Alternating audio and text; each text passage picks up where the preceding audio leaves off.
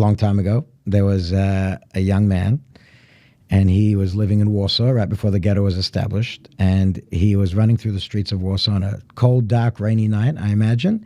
And he saw an old Jewish man, Hasidic man, being beaten up and attacked by a Nazi. And he jumped on this Nazi, and he took the bayonet of his rifle and he stabbed him, and he left this Nazi lying down a pool of blood.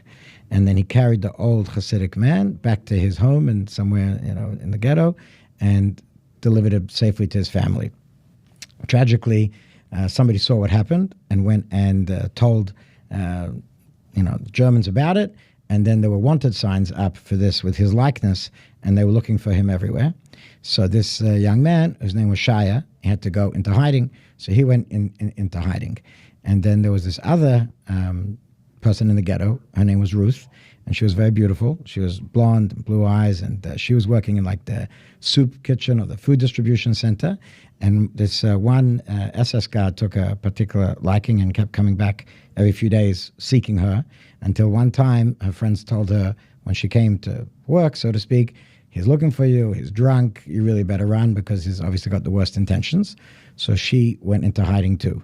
And now they were both hiding respect to, each one of them. And in the middle of the night, there's a knock on the door of this old Hasidic man.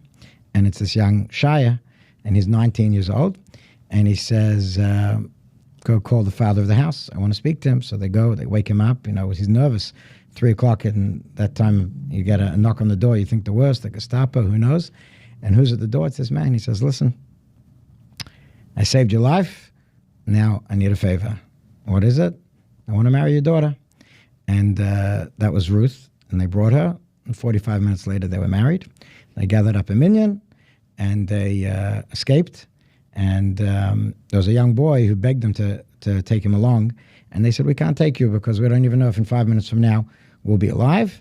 And they ended up escaping into Russia, where they were suspected of being spies. And they were stuck in a little resort town called Siberia for the next 5 years, but they survived. And they ended up getting on a ship. When they got off the ship, they saw kangaroos, as we spoke about previously. And that's my grandparents. And that's how we ended up in Australia.